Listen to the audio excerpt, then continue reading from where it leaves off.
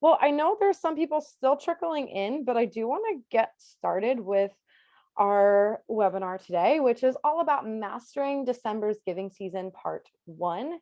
And I want to really before I go any further, just take a good temperature reading of where we're at right now. So I want to go ahead and launch a poll just to see, have you planned all of your year-end communications? Okay, we're split. I'll give you all just another minute or two. Cool. So I'm going to end the poll and share the results with you all. Looks like 24% of you said yes. That's amazing. You are ahead of the game. You know what you're going into for year end. That's awesome. There's some no's here, about 8%.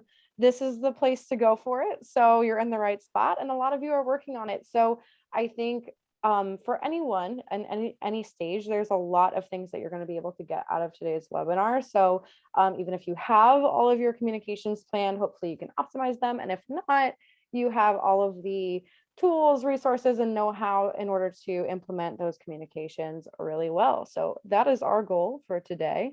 I'm going to stop sharing. So I want to really just kind of dive right into our webinar today about mastering December's giving season, part 1. To introduce myself, my name is Candace Cody. I am the new digital events manager here at Community Boost.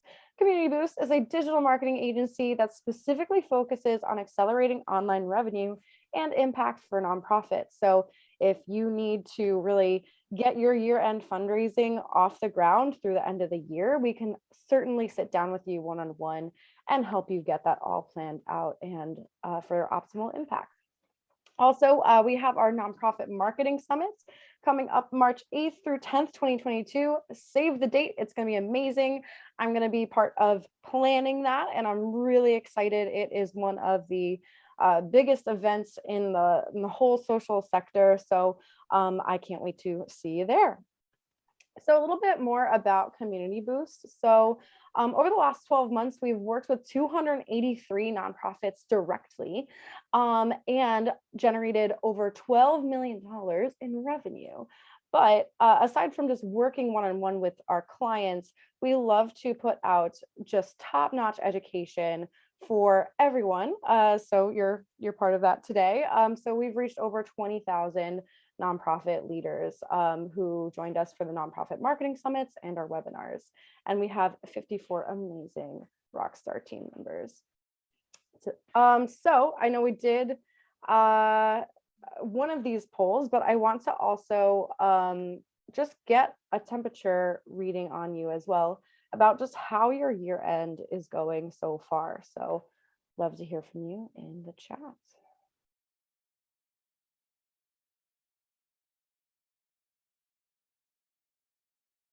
All right. I'll give you all just another moment to answer.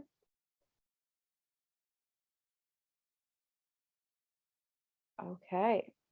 So, a lot of answers still coming in. One more second. Okay, I'm gonna end it. Okay, so these are super insightful. So I can kind of gear my presentation towards you as well. So 10% are saying it's great, 38% are good. Good is a great place to be, but it's not great yet. So we can definitely help you get from good to great.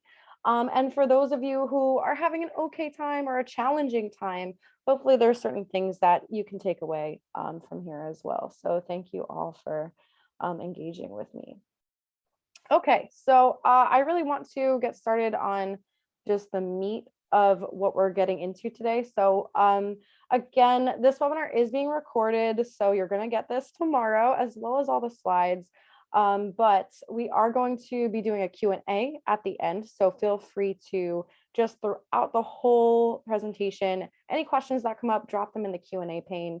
We'll be keeping an eye on the chat too, but Q&A is the best place for you to get your questions answered. So In just a moment. I'm going to be going into the year-end fundraising 2021 trends. We'll talk a little bit about results from real year-end campaigns, both last year primarily, and then a little bit later on from this year.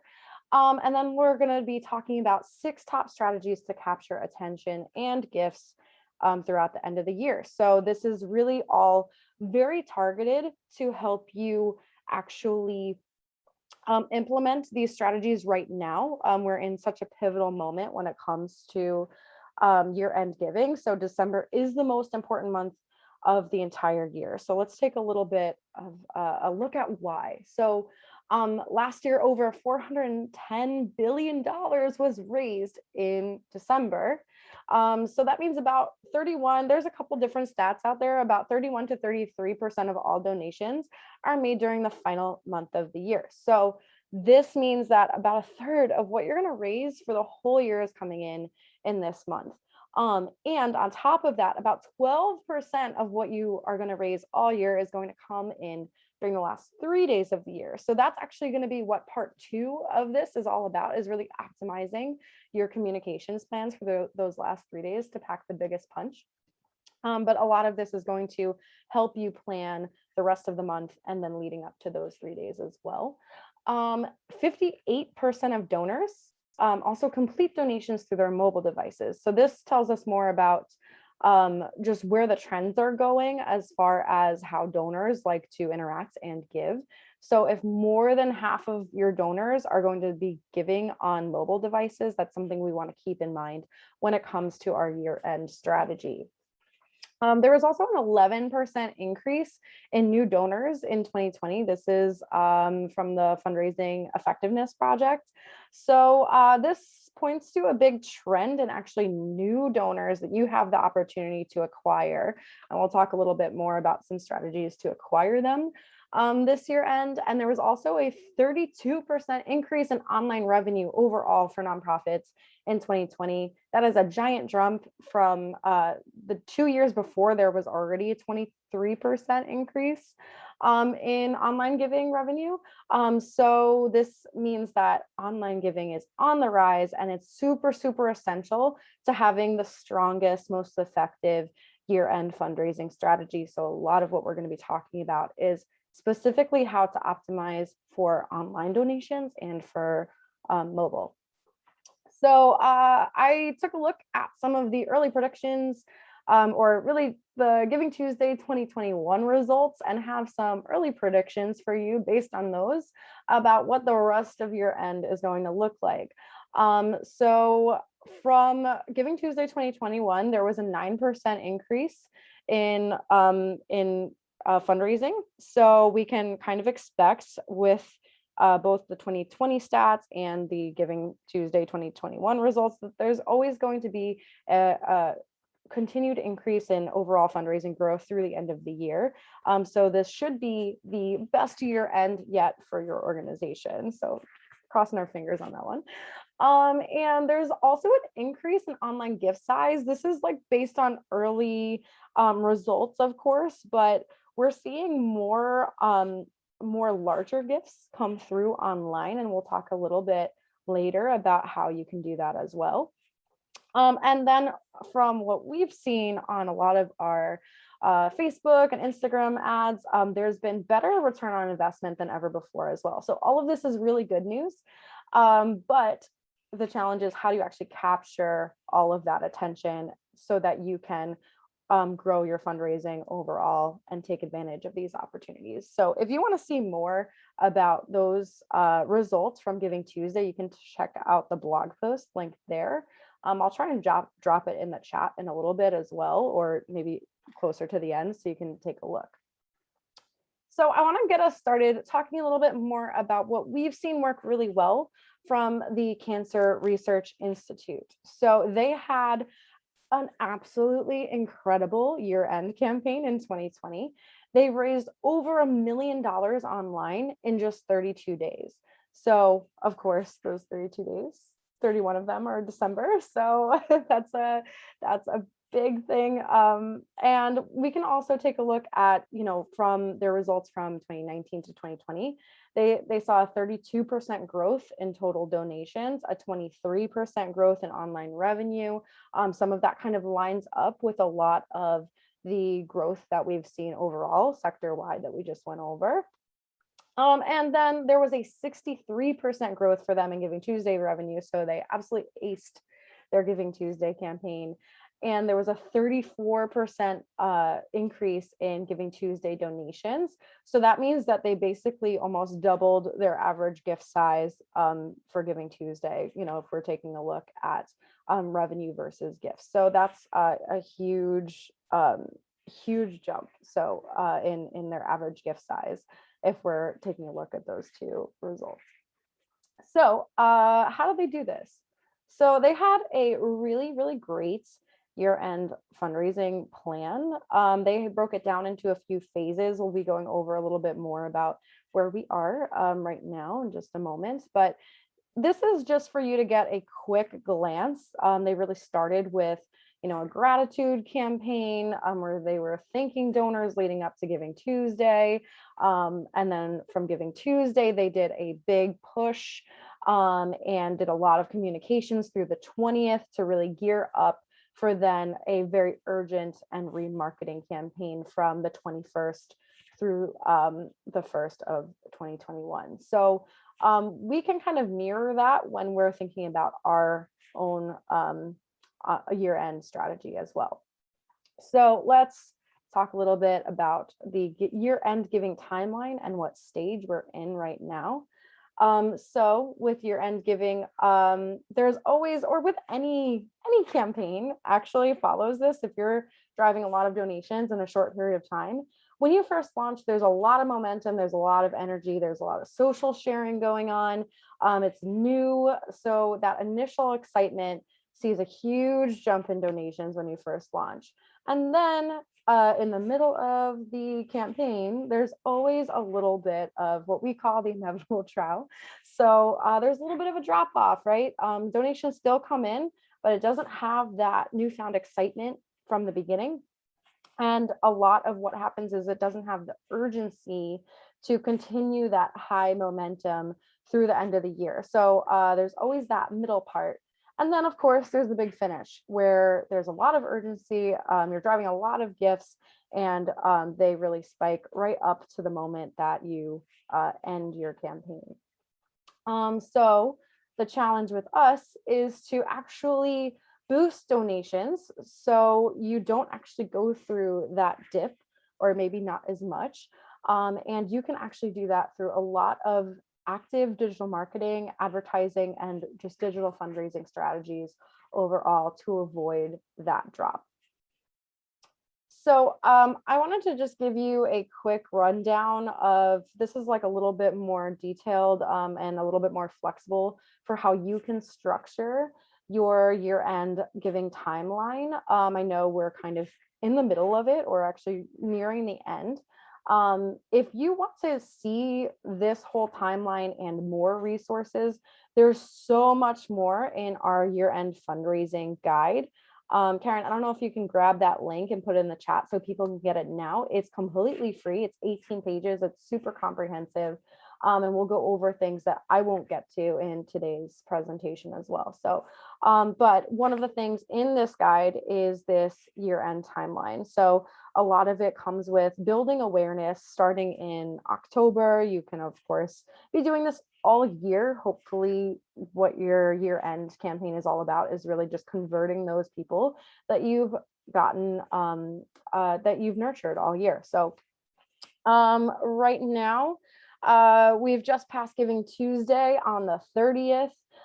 So then there was a lot of donations hopefully coming in for your organization on Giving Tuesday, a little bit of follow-up, probably a little bit of drop-off. And now we're in the stage where we're doing still the main big push of the year is ahead of us. So we want to continue increasing awareness and pushing our fundraising initiatives. Coming up on the 15th or about, you're going to start seeing a lot more urgent and more year-end donation asks.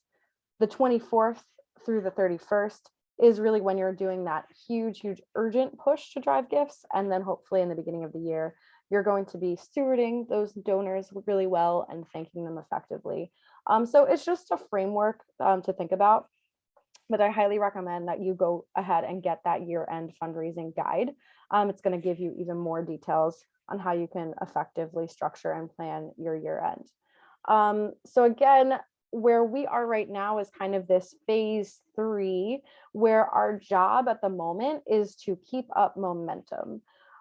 So with so many donations continuing through the end of December, we want to have a lot of urgency and drive gifts up, so that our campaign doesn't stagnate.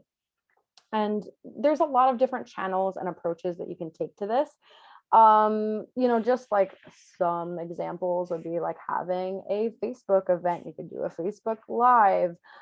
There's different ways that you can use the channels that you're already using to basically create very urgent asks, have great communications going out that's all sort of correlated to each other. So let's talk a little bit about how you can actually plan this. So now we're getting into the meat and potatoes of our webinar, which are 6 tips to maximize online fundraising this December. And so whatever you're doing to optimize fundraising and raise more, it's always going to come down to 3 basic things, at least from individual donors. Of course, this isn't talking about grants or things outside of that. But there's 3 basic ways to raise more for your nonprofit. You either need more donors, so you need to acquire more donors. You need the existing donors, or hopefully those additional donors you're getting to increase their average gift size. And last but not least, you want to keep existing donors. So retaining donors from year over year, hopefully everyone that gave, ideally everyone that gave last year will give again this year. Just a 10%, I think this is right. Adrian Sargent, I think even a 10% increase in retention has like a 400% increase in donations. Don't quote me on that, I could be wrong, but by just increasing retention a little bit year over year, you're going to really be able to increase gifts, because it costs a lot more to acquire a new donor than it does to keep an existing one. So with these 3 basic ways to raise more in mind, let's go over what the strategies look like. So we'll kind of go over all of these. Looks like thanking and re-engaging Giving Tuesday donors, finalizing your digital communications plan, creating content that actually drives gifts that people want to see, and optimizing your donation page for year end, engaging with your audience using Facebook and Instagram ads, super important, and then introducing a matching gift. So I'll kind of go through some strategies that help. So the first step of what you can do right now to increase year end giving this year end is to actually just start with gratitude and thanking and re-engaging those Giving Tuesday donors. So this is going to help you increase donor retention. So yeah, with that, I have some data for you. Donors are 400% more likely to give again if they're thanked within 48 hours of their gift. Now, I know it's a little bit more than 48 hours from Giving Tuesday, but the sooner you get a sincere thank you out to them, the better. And hopefully you already had some automation going out that made your donor feel thanked even when they gave right away. So a 3-minute phone call within 48 hours increases retention about 30%. So that's something to keep in mind, that it's not just emails, but phone calls are very effective. And 68% of donors agree that knowing how their donation makes an impact is important to their gift. So what does this tell us? So a lot of how you can effectively re-engage Giving Tuesday donors is to let them know how they contributed to your success as an organization and how their gift is going to be making an impact. I really just like this this thank you. It just felt very heartfelt from the center in Hollywood. You can see this on their Facebook page. They just are really sincerely thanking their Giving Tuesday donors. They had a match in place, and they referred to their donor by their first name. I just felt like that was really personal. Peter matched your donations dollar for dollar. And they mentioned they didn't quite hit their goal, but they're on their way. So that leads me to my next point of what you have the opportunity to do with Giving Tuesday is whether you hit your goal, your Giving Tuesday goal or not. Um, Giving Tuesday directly ties into your overall goals for year end, and you can always tie and celebrate what happened on Giving Tuesday and then tie it into your overall year end goals. Like, so if your organization raised $5,000 on Giving Tuesday, but your overall year end goal is $50,000, this is the perfect opportunity to say, hey, this is awesome. We reached $5,000. Thank you for doing that. Guess what? We still have a long ways to go. And this is what still needs to happen in order to make the overall impact that we need to make through the end of the year. Another great thing is to celebrate your donors. Again, I kind of pointed out Center in Hollywood. They're celebrating Peter, their matching donor, but you can also do the same thing with individual donors. And or if anyone is kind of advocating for you or fundraising for you, that's also great. A great part of your audience to celebrate. So any way that you can do that, both individually, like via email, just reaching out and saying like, thank you individually, or even sharing on social media, so, like giving people shout outs. It doesn't cost you anything, but maybe a couple minutes. And if donors feel acknowledged, even publicly, as long as they, gave publicly, of course, if they gave anonymously, probably not, but if they gave publicly, it's a great opportunity to sort of celebrate those donors. And with everyone that came in on Giving Tuesday, what's great is that you hopefully have the opportunity to segment out these donors and possibly convert them again in the last 3 days of the year, to ask them for another gift because they gave towards Giving Tuesday. Hopefully you're explaining what else needs to happen in order to really meet your goals through the end of the year. And there's definitely an opportunity there. Another great strategy is to call your donors if possible. I know that there's a lot of things going on at this time of the year, so it might not be possible for you to call every donor, but you maybe can engage your board in thank you calls or engage volunteers in thank you calls, kind of thinking through some options to help you really do that effectively. And the thing that you might want to do, especially if you do have low bandwidth, is maybe don't call every donor, but maybe you just call a segment of your donor. Over 200, there's some data around if you call donors over $250, it's like even more effective. So do it that way you will, but could be a really great opportunity to retain those donors that have the potential to give more. Thank you notes are always nice. I like to use, there's like some software, of course, you can actually write them or have volunteers write them, hopefully. Hopefully you're not doing all of this by yourself. But there's like some cool tools. I know like Postable, it like looks handwritten and you can like have it sent out. So maybe kind of explore those options too, so it feels personal. One of the best things you can do, of course, in any donor retention strategy is to have a nurturing series. So if they gave towards your Giving Tuesday goal, if that was for a particular program, maybe tailor that content about, how their gift is making an impact, or more details about the program that they gave towards specifically, any way that they can get to know a little bit more about your organization. So that usually looks about like about 5 to 6 communications through different channels. So we'll have probably a whole webinar on nurturing at some point.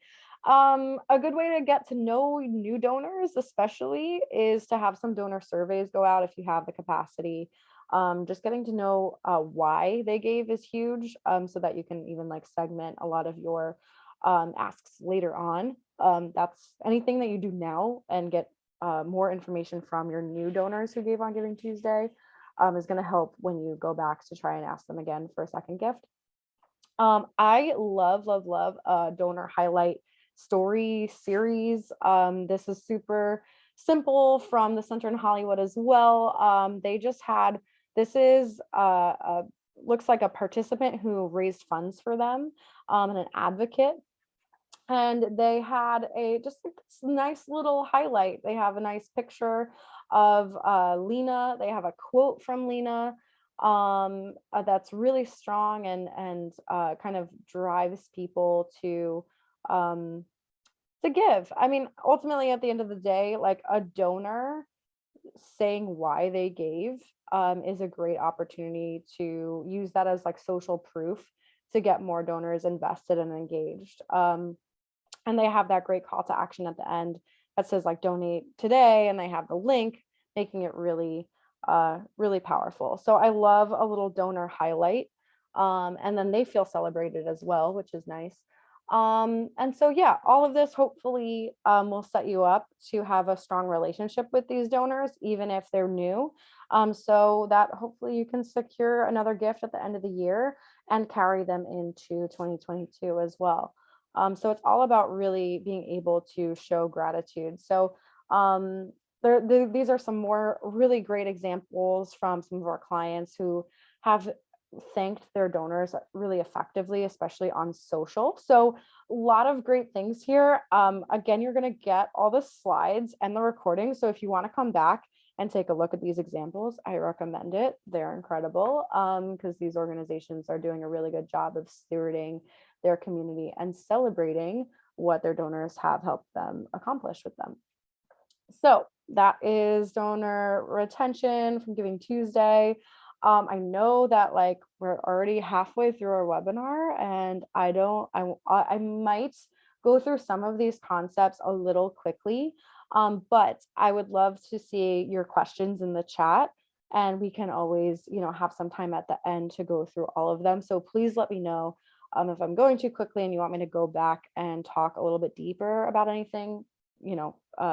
Would love to hear from you. So number 2 is to update your communication plan. So this helps all aspects, helps you raise more in all aspects, because you're basically optimizing your strategy for the biggest impact. So yeah, I mean, hopefully, I know some of you have a plan. I think it was about 30% of you have everything all planned out, which is amazing. And actually, let me go back. Let me see your answers. So yeah, about 25% of you have all of your plans laid out. And then the rest of you don't have anything planned yet, or still working on it. So hopefully this is helpful. So with your digital communications plan, you don't have to have anything too fancy for it to be really effective. A lot of what you want to do is just create that overall map of what your communications are going to look like. You can worry about all the content and copy later. But to get you started with your communications plan through the end of the year, you do want to take a look at the all the different channels and audiences that you're going to be targeting. So I like having things segmented by date, channel, audience, the content that you want to write or create for it, any images or graphics that you might be using, which are super important in driving engagement. So and the call to action, basically what you want people to do and the link that you're driving people towards. So for those of you that already have plans, or even those of you that don't, your task right now is to actually go back and review what has worked on Giving Tuesday, what worked even before then, what worked on your last campaign, and invest more in those channels and the types of content that performed best, because that's how you're going to get the biggest punch, pack the biggest punch with your digital communications. So yeah, let's take a look at how you can do that. CRI, so we talked a little bit about them earlier, Cancer Research Institute. They raised $1 million in 32 days. This is just a look at the channels they used. Of course, you can kind of see what channels work best for you. But for them, what worked really super well is Facebook social advertising. They did a lot of retargeting specifically, as well as just targeting anyone who is already in their networks. They also did paid search advertising during that time to drive donations at the end of the year. They used some video advertising, like YouTube, displaying ads there as well, email marketing, and non-digital efforts. But ultimately, the whole point of a multi-channel approach is that your donors should feel, or potential donors, right, should feel kind of surrounded with your message. So people don't all exist on one platform. People aren't only on email. People aren't only on social. They're engaging in all kinds of ways. And so you want to meet your donors where they are on the channels that they are engaging with.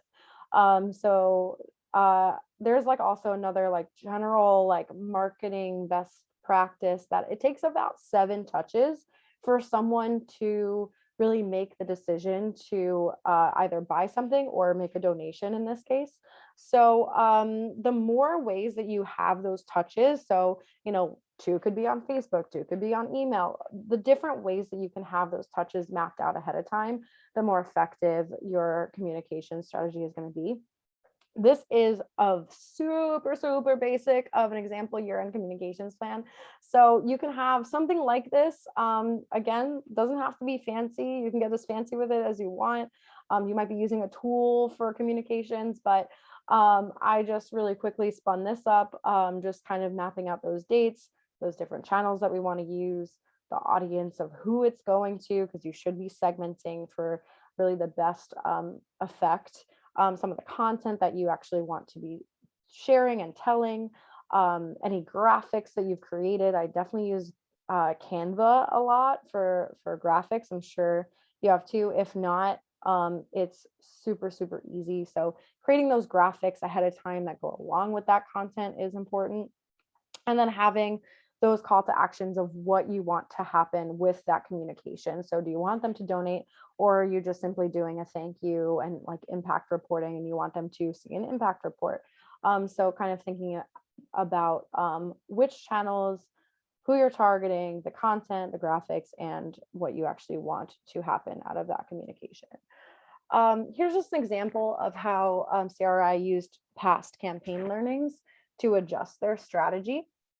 So they took a look at what had performed well throughout the last, I think it was 3 months before their year-end campaign. And they realized that there's 3 different kinds of graphics that got the most engagement. So they realized that anything with female scientists performed really well, which was super cool. And then they also had a lot of designed graphics, kind of seemed to resonate with their audience, emotional imagery. So then they kept all of this in mind when they were creating the rest of their content through the end of the year. And a lot of the things that they learned with their direct mail or their email marketing, whatever seemed to resonate the most, they just kind of picked those out and tried to translate them into their year-end strategy. So what was your top performing email last year? Can you replicate something similar for year end? That's kind of like one of the best things that you can do to really get the most out of your content that you're putting out there. All right, let's talk a little bit about creating content that drives gifts. So I know we just talked about communications strategy. Let's talk about actually creating that content that goes right into that plan. So content can really help drive donor acquisition. It can also help increase gift size, and it also plays a part in donor retention too. If people feel like you've done a nice job of kind of showcasing them how their gift is making an impact, they're more likely to come back. So here's a little bit more of that data. So 56% of social media donations were driven specifically by storytelling, personalized email subject lines, increased email open rates by 26%. Segmented email campaigns saw a 760% increase in email revenue. And 74% of online consumers get frustrated with websites when content isn't personalized, meaning that If they donated before, they're being sent information about a program that they weren't interested in, or just felt like it was irrelevant to their history with your organization. So all of this really tells us that the content that performs the best is really driven by storytelling, and it also is personalized. So let's talk a little bit more about some of that. So one of the great things that you have the opportunity to do still is to craft a year-end appeal, and a story that is the primary driver of your communication. So one of the best things you can do to have in your back pocket, you probably have this already, but you might want to take a look at how strong that appeal is performing so far, especially if it's like, did you do a mailer? What has come in yet so far? How about, your story that you told on Giving Tuesday? How is that? And any tweaks that you can make to make your year-end appeal more powerful. One of the things that I highly recommend is having a story. So, of course, like telling the story of an individual and then connecting it directly to the wider impact that your organization makes. So, if you want more details, I can kind of go into a framework on that. Also, something that you want to do is to nurture your community with personalized content. So the more stories and that you can share with your community that they have already responded well to is super important.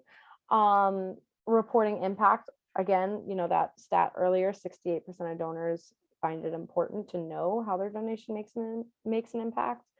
You can always do a lot of like I think there's something with year end where it's just ask, ask, ask. But I think you still have the opportunity right now to nurture those in your community that maybe just got introduced to your organization. So the more you can really do that with storytelling, impact reporting, and having maybe some soft asks thrown in there to just learn more about how they can make an impact with you is going to perform really well. So that hopefully by the end of the year, they're all nurtured and ready to make that donation. Also, yeah, one of the best things that you can do is not just tell people a story. So, a story of, here's Kyle's story. And also connect that to the impact. So we've impacted, 1,000 people like Kyle, but then also how your donor fits into it, and how they can make an impact with you. So one of the best things you can do is invite your donor into your story. Showcasing how the donor is an agent of change, and kind of inviting them to participate in your story of impact.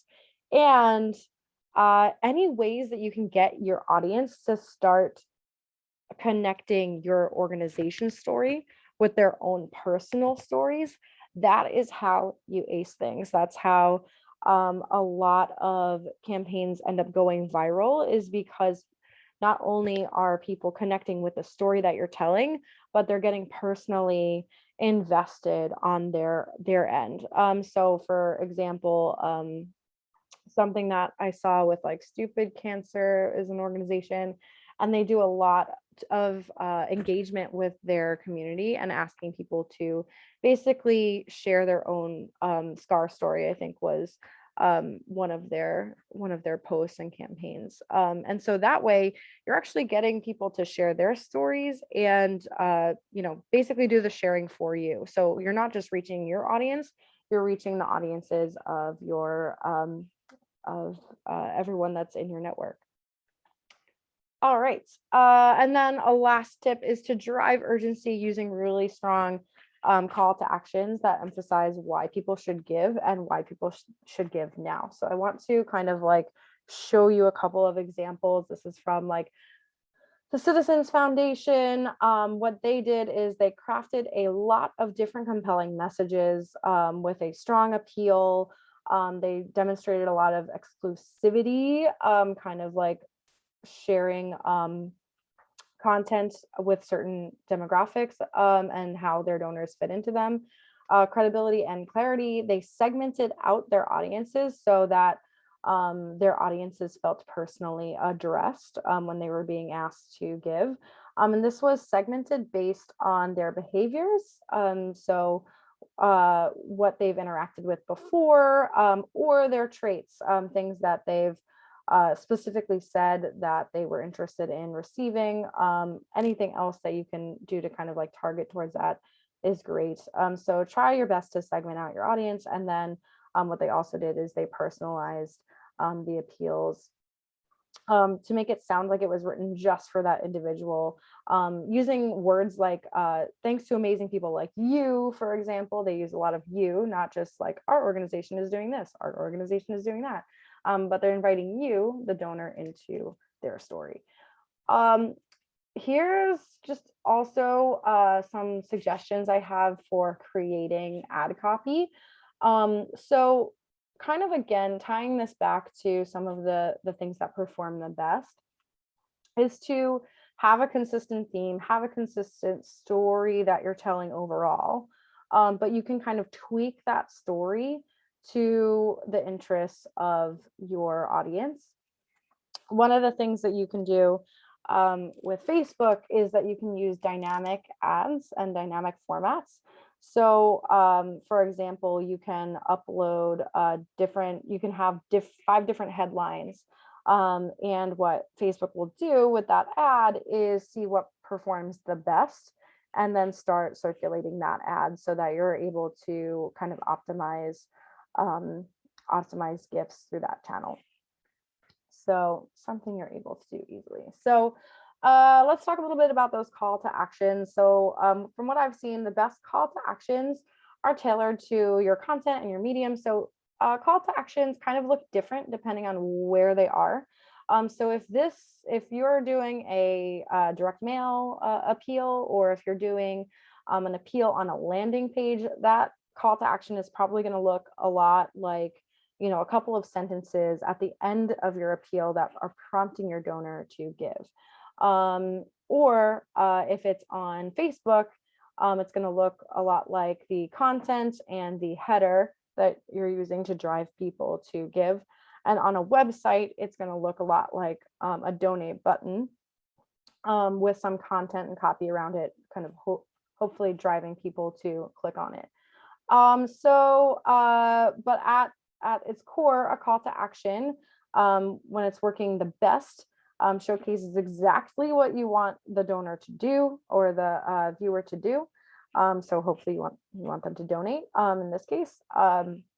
Why they should do it now, having a little bit of urgency in that CTA helps dramatically drive donations, because if people are like, that's a great story that you're telling, but it just doesn't seem like you need their gift now, they might continue scrolling.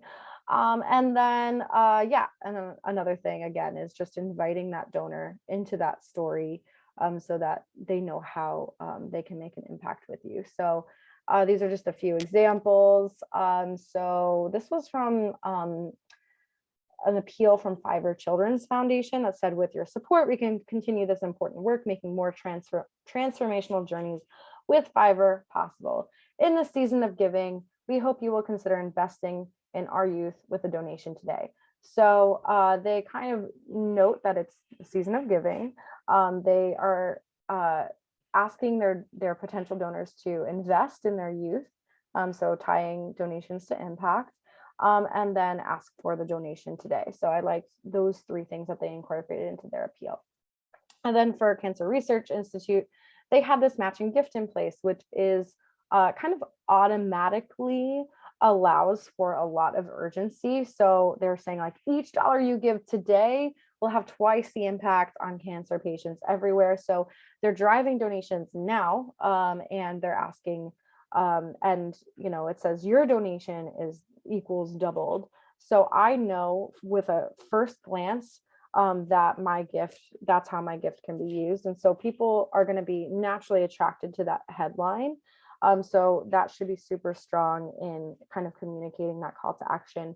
And then there's the learn more button. And there's a lot of data around how actually learn more other than just donate um, kind of attracts people's attention more, because they feel like yeah, they're buying into learn more about how they can make an impact with you, instead of just being asked to give.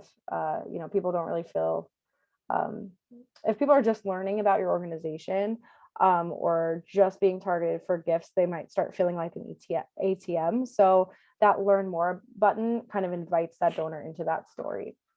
And then on a website, I loved how they have like a big donate button right in the middle of their page when you first go to them. So anyone that lands on their website this year end is going to be highly attracted to click on that donate button. That being said, let's talk a little bit about optimizing your donation page. So again, these three things can really optimizing your donation page can really drive donor acquisition, increase gift size, and also increase donor retention. So bad news is that the average donation page conversion rate is only 21%. So that means almost 80% of people that land on your on your donation page are going to click away without making that gift. So that leads us to basically see a big opportunity to increase that conversion rate even a little bit is going to have a huge impact on getting more gifts this year end. And 190% increase happens when when the button stands out on the homepage. So just like how we saw in that CRI example on the last page, simply just making that donation button pop is a great way to even just get started. Very simple way to get started with driving more gifts through your website. 58% of donors complete their donations on mobile. So if your form is not mobile optimized or not mobile friendly, you probably want to take a look at that. So maybe do some testing even now on your phone and just see how easy is it for people to complete a donation from their device. Conversion rates increase about 50% when form fields are lowered from 4 to 3. This is some data from HubSpot. So this was like any form in general. Not specifically donation forms, but I think the same idea applies, that the less information your donors have to fill out in order to complete their gift, the better. You're going to start seeing conversion rates increase dramatically. And all of that awesome data you can always get later when you do that donor survey, or you follow up with those donors in different capacities. So try your best to kind of keep your form short, simple, and easy to fill out. And also, donors are 70% more likely to give again if they gave on a branded form. So all of this data really tells us that your donors are looking to give on a page that is easy to navigate, so they can find it on your website easily. Yeah, it's featured on your homepage ideally. If you're doing a year-end initiative, it should be easy to figure out that you're raising funds this year end, and have like strong CTAs. A lot of it also looks like, again, making sure that form is mobile optimized, and even maybe optimized to capture mobile gifts on mobile. So like Apple and Google Pay, mobile wallet payments, and optimized for conversion with few form fields, just making it super, super easy to give. Having some social proof and branded for year end on the page is also going to increase engagement and kind of prove to the donor that they're making the right decision when they click on your page. So one of the things that you want to do is take a look at your form. Is it easy? Is it mobile optimized? Is it quick and optimized to convert those new donors? If not, you're going to want to look at some options. So I think I have a few here.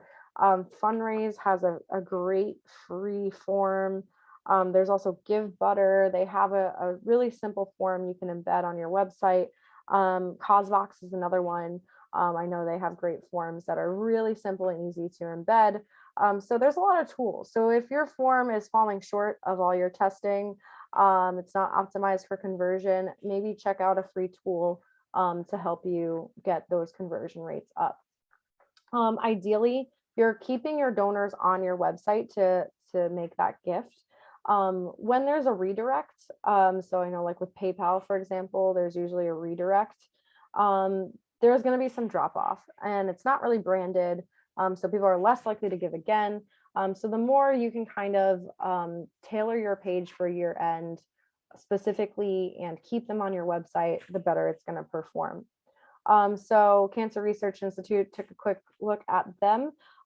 Really incredible. When you click on that big donate button, it says you're making an impact on all cancers and all those affected, and they have some great just like proof and stats there that are encouraging me to complete that gift. And they also make it super easy with a very simple and streamlined form for me to do that. And I didn't try it on my phone, but I would bet that it's very easy to complete that donation on my device as well. So just another example to hopefully inspire you to get more donations through your donation form.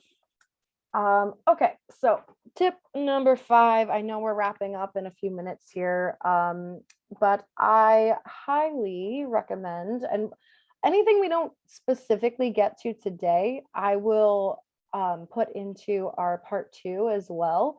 So we can dive a little bit deeper on these strategies. I'm just going to go over, some overall best practices. So one thing that you can do to dramatically increase your donations with donor acquisition, gift size, and donor retention is also Facebook and Instagram ads. So Facebook and Instagram as platforms reach about 40% of the world's population, but it also reaches about 75% of high income earners. So the people that have the capacity to make donations and gifts to your organization are all, or many of them, are on Facebook and Instagram. And in the last several years, revenue per user has increased about 80%. And why? It's because there's a lot of data out there that you can use in order to do really, really targeted Facebook and Instagram ads so that you can convert more of those potential donors to actual donors online. So there's a lot of opportunity on the table to help you. And it's a whole new channel for a lot of organizations, I know, but it's a huge opportunity to get more donations, especially online. So for example, Villages in Partnership, this is from their Giving Tuesday 2021, just a little over a week ago. And so what they ended up doing is that they raised over $25,000 on Giving Tuesday with an average gift size from Facebook campaigns of $1,711. They actually got a $15,000 donation come through a Facebook ad, which is incredible. And even with that, factoring that out, I think it was $760, $61 for the average gift size anyway. So they're converting not just donors, but like large gifts online through these Facebook campaigns. Their return on investment on ads was 128 times. So this is incredible. And a lot of this had to do with a remarketing and retargeting strategy. So what they ended up doing is they had a lot of awareness and engagement ads for 3 months leading up to Giving Tuesday. So they were nurturing those in their community, those who were engaging with their content. And then when it came time to make that ask, they were already ready. They knew a lot about the organization, and were able to convert them really well. So the targeting was specifically to 3 audiences: their email list, those who had like traffic on their website, and specifically those who had engaged socially. So we've seen that as a really effective marketing strategy, is to remarket those who are already engaging with your posts online, because they're going to be the ones that are most likely to make a gift off of those Facebook ads and Instagram ads. So right now is probably not the time to start that nurturing journey. Like Villages and Partnerships is already doing a lot of nurturing, but what you do have the opportunity to do right now is to already target those who are your warm audiences or those who are already engaging with you, and use retargeting and remarketing with your ads in order to convert those.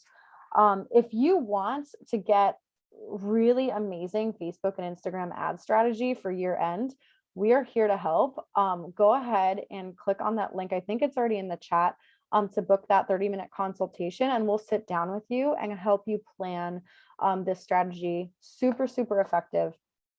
And a lot of the same things that work in all other channels also work on Facebook and Instagram ads. Of course, it, looks a little different, but when you keep your main core message the same, but kind of tweak it to appeal to the right audiences, you're going to be able to, make the most of those ads.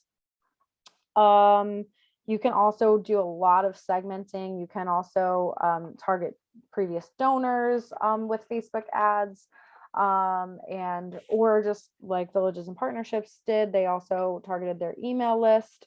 The only thing is with the iOS 14 update, there was a little bit, there's a little bit of a loss in tracking where those that didn't opt in to tracking, you're not going to be able to target them with ads. So I actually think from what we have seen so far this year is that those remarketing ads to those who are already engaging are actually most effective. So again, we can kind of walk you through that in further detail.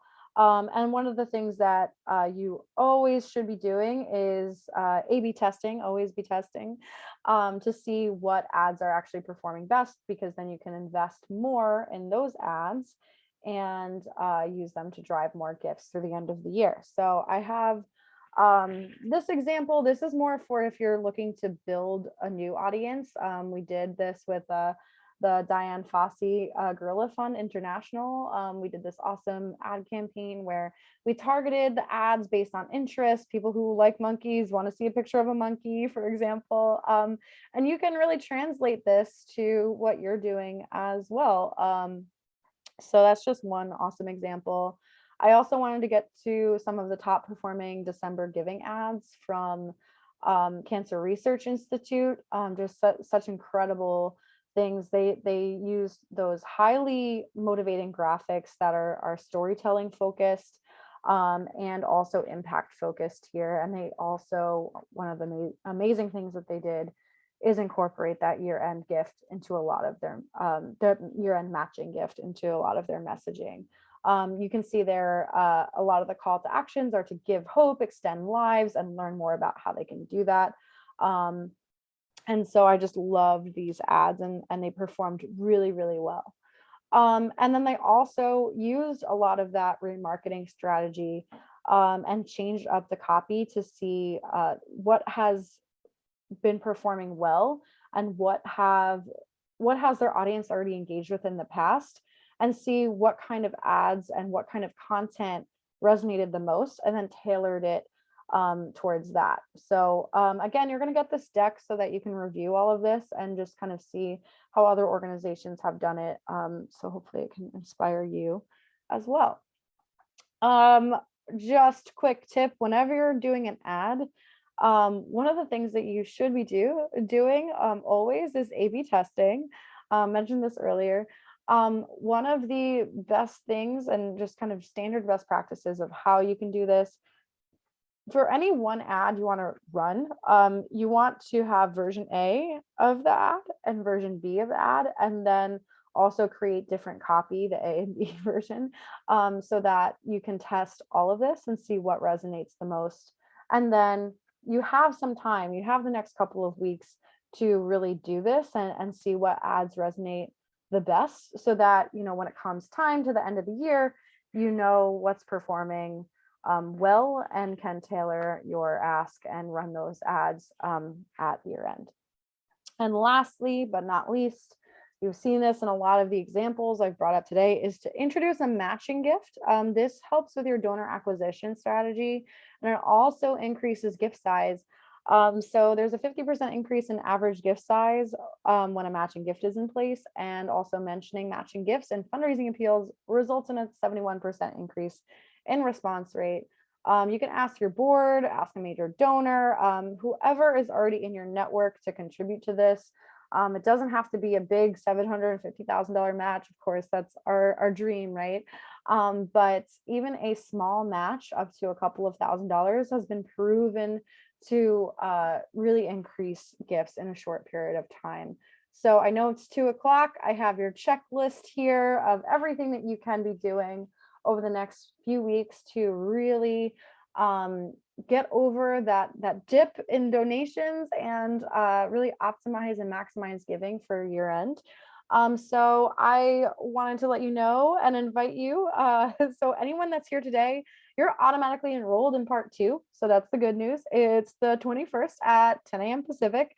So we're going to be going over all of the really hyper focused details and strategies that can help you plan your last 3 days in that last week of the year, because of course that's one of the biggest really the biggest week of the year for organizations. So we're going to be hyper focusing on strategy that performs well for that. So we'll see you there. We hope you invite a board member or any colleagues that you think could benefit from this.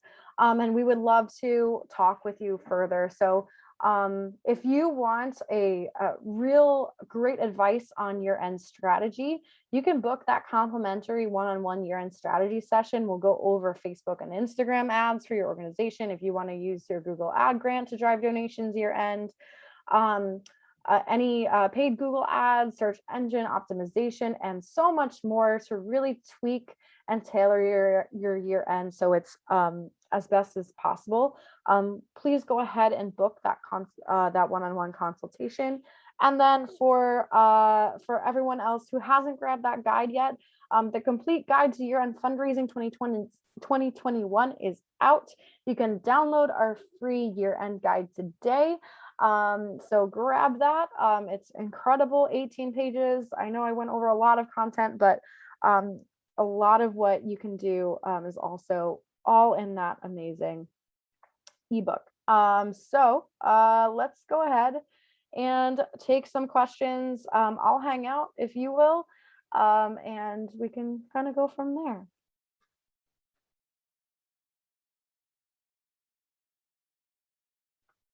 Thank you, everyone, for hanging out with me so long. I know I talked a lot. There's a couple in the Q&A. It looks like someone asked, what is social proof? Ooh, that's a great question. Sorry, that's a marketing term. But yeah, so social proof is basically like, what's that saying, Karen? It's like, well, like if I can't remember it.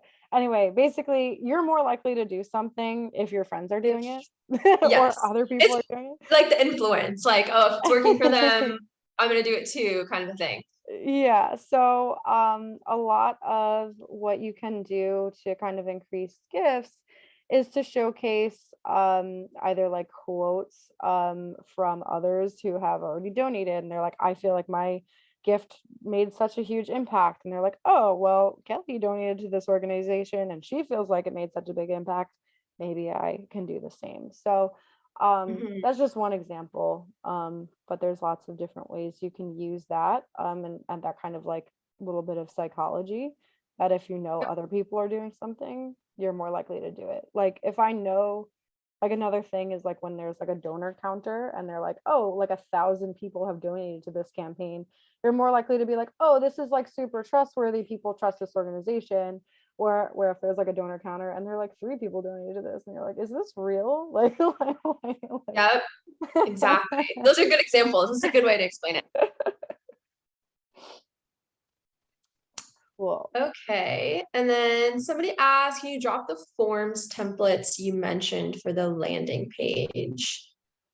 The forms templates for the landing page. I think that's talking about the few tools I mentioned. So they were, I think so.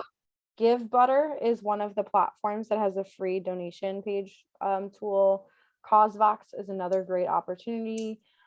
for you. So just check out, I would recommend checking out all of them, doing a quick search. Give Butter, Causebox, and then Fundraise is another. So I highly recommend taking a look at those awesome tools. We can also throw those in our follow-up email for everybody as well. We can give you guys a couple of those orgs. You guys can check them out.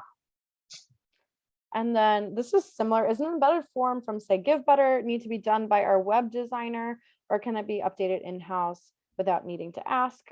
Super great question. And in my experience, a lot of these tools are very intuitive. It's literally like copying and pasting an embed code. So they're designed so that it's easy for you.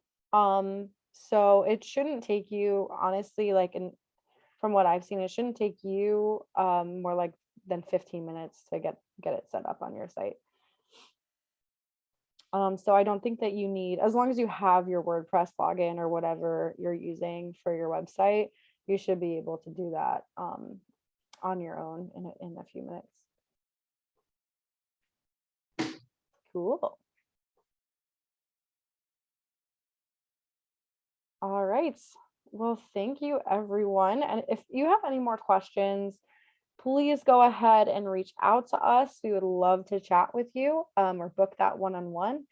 And yeah, we'll see you all again at part 2. I'm really excited. Thanks, Karen, for helping with everything. Of course. Yeah. Thank you everyone for attending. We'll see you next time, and keep an eye out for our email with the recording and the deck. Awesome. Appreciate you. All right. See you all next time. Have a good one. Take care.